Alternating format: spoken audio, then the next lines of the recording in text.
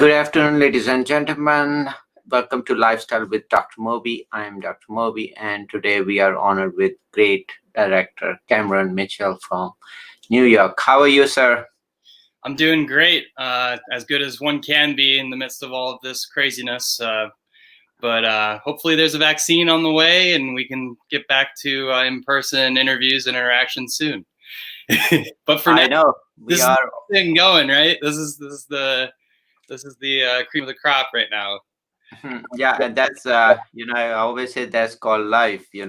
All filled with unexpected things which we never thought. Last year from now, I don't think anybody thought it'll be like that, and but I think that is important. So I think that's a good. We can start with the COVID first. And I know.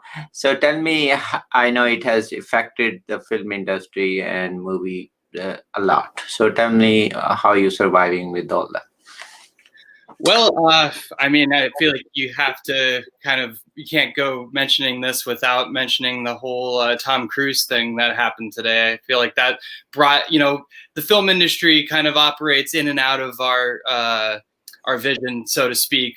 And every now and then something will pop up like this. And I think you saw Tom Cruise get angry at a few crew members for not being socially distant on set, which is it's a difficult thing to do if you're looking at it practically, how you make a film. Every department kind of has to be within a certain zone of each other to, kind of do what you need to do. You have walkie-talkies, you have ways of, implementing things from afar, but at some point when the camera gets in there, and you have to provide support for the camera, you have to, all these departments kind of converge. Grip has to make sure that the camera is secure. If you're doing a dolly shot, you have a dolly grip. A lighting, can, do it from a distance, relatively speaking, as long as, you don't need a light right on top of somebody. But I think you're seeing those worlds collide, the behind the camera and in front of the camera. I thought Tom Cruise's comments were interesting because it kind of shows that breakdown, because there are two different worlds behind the camera, in front of the camera, and I do think that there's you can have protocols and procedures and 6 feet and masks and hand washing and temperature checks. But at the end of the day, the best way forward, I think, for everyone is this vaccine, right? Because no matter the number of protocols in place, I think, personally, just looking at the situation and knowing film production, there is no way to be truly safe from this virus unless you are vaccinated ultimately. And there is also a news which I would like to share, that there were 1,000 new strains popping up in UK. So this virus is mutating. So and it's rapidly mutating. So which means that even if we get vaccine, even if we can we still catch infections? Yes, we can. If it mutates to a new strain, then yes, well, it won't be as bad as, but it's behaving very much like flu. Even after the shot, you can still catch it. So, I hope that's wrong, but, that's what I see is going to probably end up happening. So, that is kind of scary in that sense that, what will be later on future for us. Are we going to stick with these masks and some kind of protocol for next year or 2 year? Maybe. True, right? Right. And then there's the next virus, right? In a way, you could argue that, we've had preparation that we haven't implemented to this point. We should have, with swine flu and with avian flu. There are all of these flus that in the States have kind of, given us a glimpse of what the future is here, and we just weren't prepared. So hopefully, going forward, this virus has really kicked us into gear, and we'll be able to deal with the next one more efficiently and to contain the spread. Yeah, and that is true. I think if you look at, we had flu always, but these are the old technology we were using all these years, although mRNA technology was developed 30 years ago. For and nanotechnology, which they use to kind of cover those molecules and get that. That was there. Is the problem is they were more focused on other than medicine. That was the sad part. Okay. So they were not look at when everybody got together and they cooperated the whole world pretty much. And then they figured out within a year, I mean, they could definitely do faster. So imagine if they all, do good things like that. And, you know, I'm sure we can all learn from this, right? The world has massively changed. There's no doubt, and hopefully it's a change for the better, so that in the future, we can adjust it more quickly and more responsibly. Because I think that's been shown overall to be the best curb against any virus is a quick and fast and effective response.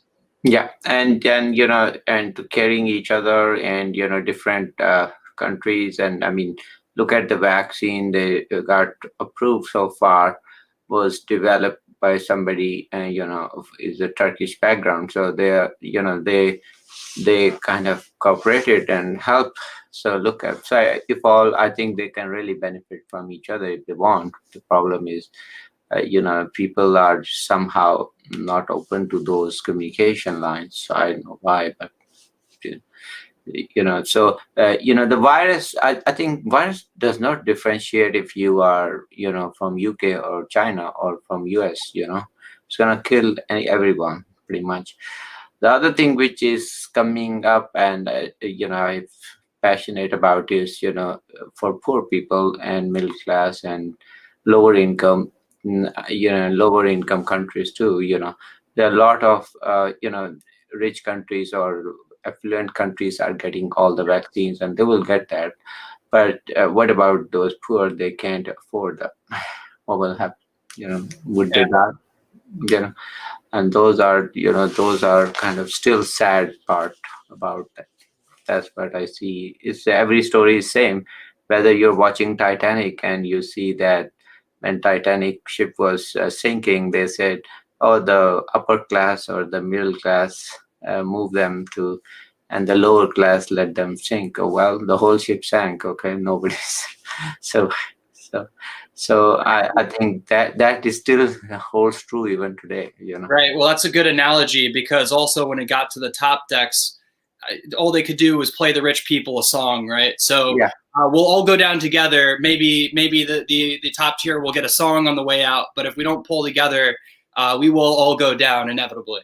Yeah, and that was I was like, still it occurred to me. I said, wow, all these years has passed by. I mean, that was a beautiful description of what could have happened. I'm sure that nobody knows what really happened that night, but I'm sure that that holds true even as of today, even if it's Corona. So yeah, so let's talk about some of the movies. I see that you have a lot of great movies, and let's talk a few about them. So tell me about how your journey started with movies. Oh wow, that's a good question. So my parents are actually filmmakers. So from an early age, I kind of got some pre-exposure to that whole scene. It was a documentary scene, but they were pulling me out of class in third grade so that we could go, film A World Without Bodies, which is their documentary about the Nazi T4 program. We went to Germany to do that. So they pulled me out of class. They thought it was important enough that I should, go with them and kind of participate in this documentary. So that's, from a very early age, it was kind of all around me. I never even really had to think about it. I didn't even consider film as a career until I got to college, just because I thought, film was kind of life. It's like wherever you went, film would happen. So it's like, well, maybe I need to pursue something else like music. In order to, because, I know film, I'm going to film something. But, I had never considered like that career as like a specific narrow thing that one could pursue. And then when I was at Temple University for my undergrad, I met a man by the name of Dr. Jayasinji Jala. He was one of the MIT Wunderkind Cinema Verite filmmakers, along with D.A. Pennebaker and the like, who kind of exposed us to, reactionary, fly-on-the-wall type filmmaking, the verite documentary style. And he took us to India, actually, and we went to his family's palace in Gujarat, in a small town called Dhangadra. And he had full access to this town. The people knew his family. They were incredibly open. And so we had this unique opportunity as filmmakers. He kind of just said, go free, make a film, find something that calls you in this town and document it. So that from that moment on, I kind of knew that, okay, yes, this is a career. No, you don't need to have something else. You can literally just pursue this as an observer, as somebody who records and documents and puts things on film, right? I know it sounds silly that I would have never considered this before, but like I said, it was just the water I swam in. But from that point on, I started making films. And then when I graduated in 2013, I made my first documentary about the Greater Philadelphia Film Office, about Sharon Pinkenson, their director, because she was retiring, even though she still works there, maybe in a somewhat unofficial capacity to this day. But I directed that. And then I kind of went on, and I was a cinematographer, and I was working on other people's ideas and dreams, and lighting them and seeing how to actualize them. And so I kind of hung out there in that space, and learned and observed and tried to absorb as much as I could. And long story short, eventually it got me to the point where I made this film, The Co-op, which it took a little bit of pushing. I did it for a film challenge. I couldn't focus on myself. I had gotten so into this career of making movies for other people, I had to give myself the initiative. So I signed myself up for a film challenge, the Easter Seals Disability Film Challenge. I paid the $25 entry fee. And next thing I knew, 48 hours later, I had a script. I didn't even know it was in me. It kind of just, came out like that. Then, we did the film challenge and made the film, and there's a lot of stories that occurred on the way, but that's basically how I got to where I am today. I'm now a official selection at the Slamdance Film Festival, which, occurs right across the street from maybe the more home famous name, the Sundance Film Festival. They directly compete with each other. They're literally right across the street in a normal year or in a non-COVID year in Salt Lake City, Utah. But from my understanding, they're doing their best to keep that competition spirit up online.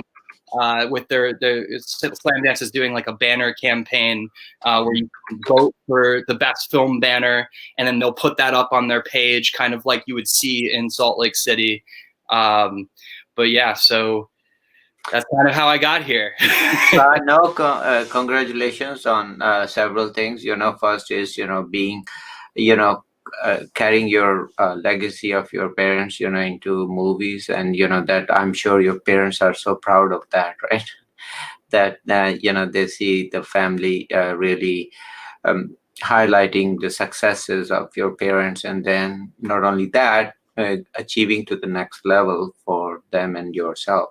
And then most important, following your passion and of course making great movie. What a way to start, and then you got selection, then Philabundance, and I'm sure you have enjoyed it, because there was nothing to kind of have high expectations, but you were just following your passion, and now look at that, for you, it really brings great results, right? Yeah, it's kind of the whole film festival circuit. It's very hit or miss. You don't really know what you're sending out into the world. It's also, a lot of it's prohibitively expensive because the fees add up, you know, $20 here, $60 there. So you have to make a plan and strategize. What festivals do you think your film speaks to the most? Where will it fall in? And with Slamdance, that was kind of like my, you know, when you're applying to college, you have your wish list schools. That was like a wish list school for me. And I applied to it twice. So the first time I got rejected, but then the second time I got accepted. So, you know, down the path here, you know, the film has gotten into over a dozen festivals now, and it's been all over the world. It premiered in Barcelona. It has a distribution deal in Belgium. So, you know, I think as far as short films go, it's been like beyond my dreams, like wildly successful, because I really didn't even think a short film could have that much leg to it. You know, in some ways, it was just a thing that we did in the beginning, and a lot of people gave their time to it. And it's like you know, just like a gamble at the casino. You know, it's black or red. You don't know, like, you know. Yeah, you don't know. So tell me, you know, what part in Co-op? I know you directed it, right? So who wrote it? So I wrote it, directed, and I was the cinematographer for it. Wow. All. So which part was most difficult? That's a good question. I would say directing it, because you know, I mean, like I said, the writing just came out, which doesn't always happen that way. But for this film, it was just in, you know, literally 24 hours, I was already writing storyboards. Like, it just struck me. I knew from the beginning I wanted to make a kind of meta piece that looked at, because, you know, my parents, aside from being filmmakers, they also teach disability studies. So growing up as a kid, I also had all this exposure to protests and disability pride parades, and all of their friends and fellow academics that were in this scene. So I kind of took everything of me, a little bit of everything of me, and put it in. And I think that's why it came out so easily in that writing phase. The cinematography production phase, you know, I was wearing multiple hats. I had to direct, and then I would have to step aside and give directions to camera and to lighting, about how I wanted those things done. But, you know, that's why, you know, one of the old adages that I really leaned into that really worked was fill in your weaknesses, you know. So I, you know, I'm a cinematographer by trade, and I also direct. I'm a commercial director. So I knew that I needed a very strong editor. I needed a very strong lighting team, a very strong camera team, camera operators, camera assistants. I needed production. I needed catering. Those were all things I wasn't going to have time to do, especially in the tight window of a film challenge where you've only got so many hours between shooting the thing and not only editing it and color grading it, finishing it, everything, but then uploading it, you know. So you have to budget all of those things in. So the directing, I think, became the hardest part of that, because after the film challenge, after we had uploaded it, you need the passion for the project to keep improving it and to make sure that it has the life to get out there. And I think as a director, I had to ensure that this, you know, this baby of mine was going to live. You know, it needed all of this attention, all of these different various things, from posters to submission fees to emails, countless emails and phone calls, and talking to people and making sure they knew what the film was about and how it can market and how it appeals to people. So I guess that's also producing a little bit, right? So like directing, producing, but, you know, when it's your child, you have one inexhaustible resource, and that's time. You yourself, you can put as much time as you are willing to put into it to make it successful. Yeah, and you know, that is so true. Also, tell me what will happen. You know, of course, let's look at the commercial side. So do you have any plans to make it commercial success? So do you mean in terms of marketing? Like, Yeah. Right. So the nice thing about Slamdance is it's one of those festivals that it has such a huge audience and attention to it, that getting into that festival is itself a marketing success, because now the film is going to screen, and it's going to screen online. So it's going to be the world premiere of the film online. Wow. To this point, the film is only screened in limited film festivals and in the initial film challenge that it was filmed for. But now it gets brought to the world, presented by Slamdance. And, then, so we have that. And then there are also potential distributors that we can make deals with that will also host the film on their pages. And, that becomes a conversation of back end, and there's all different types of, delivery for that and how profits are realized or whatever. But, like I said before, I never had expectations for a short film going in, so it's all kind of new territory for me. So we'll see kind of where that conversation goes. I know at the very least that the film will be on the Slamdance channel for the next 2 years. So that's one place in the world that it will be out there. And then it just becomes a question of where else in the world can it be, and what kind of attention can be brought to it in that space. Yeah, and that is true. And with all the changes with COVID, a lot of theaters are struggling, but online, Netflix, all those. Do Slamdance also project on Netflix or all those, any streamings or no? So you'll see occasionally series and shorts and films that Netflix will pick up. There's a show called Rectified right now on Netflix that I think was a Sundance series originally. So kind of as these things go out into the stratosphere, certain distributors like a Netflix or an Amazon might pick it up. I know that the film will be hosted through Amazon Prime Instant Video as one of its landing places. So, it's really just a matter of who else wants it, who else wants to host it. And, I haven't entered into any exclusive deals. So that's really a key word, exclusive or non-exclusive. All of the deals to this point have been non-exclusive, so that we can continue to keep distributing the film and putting it on other platforms, which is a little bit counterintuitive for if you're a YouTube person or somebody who does, you kind of thrive off of genuine engagement online. You're told that you want a funnel, you want everything going to one place.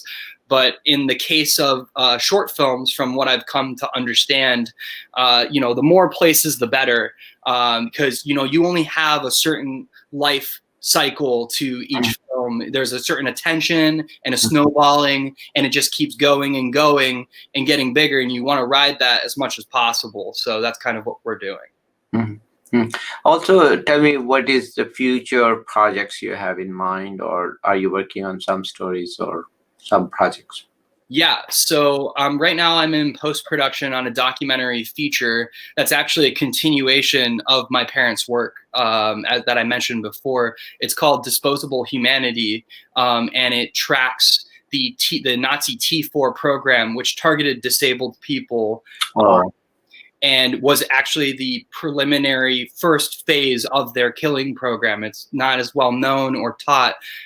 So it's going to be a grassroots educational documentary that follows my family and the people that we know, the descendants, the relatives of these victims, as we go through Germany, and we go to all of the 6 major killing centers of T4, and we speak to the historians and the archivists at each site, and direct descendants and relatives of the victims of this program. So that's definitely something to keep an eye out for coming in the future from me. Oh yeah, I mean, this is such a. I'm like stunned by even this revelation, learning from you that that's what they did. Targeted disabled people first, and I mean, they are horrible, and but the extent of this horror, and then the extent or for people to know or being educated, it is scary even to even imagine. Um, and I can't imagine people who went through that. That's like really sad, but that's how I think there are people out there which are like that. So sad, but it's true. Right, Well, and the really important thing, I think, the thing that makes this film relevant now, like why now, why make this film now, mm, is we're seeing eugenics principles and ideas reemerge in the modern day now with medical triage, among other things. Doctors are having to make decisions about which lives are worth saving and who deserves the care. That's exactly the type of medical triage that you would see the Nazis implement in terms of the selection of who's to be killed, who is to be sent, who is a life not worthy of living. mm. And that is such an important actually topic, and it kind of transcends. I always find it interesting that there are people out there, unfortunately they have that you and me could have different opinion, which we that, and I know, but there are other people out there which support this kind of logic.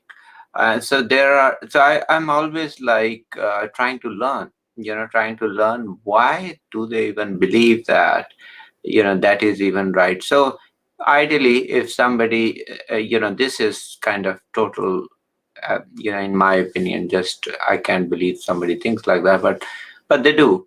So then the question becomes like, it's like studying criminal mind, or and that's a difficult study because you have your passion, I have our passion, and we kind of, when you are passionate, you don't have a really logic, is kind of pushed behind a little bit.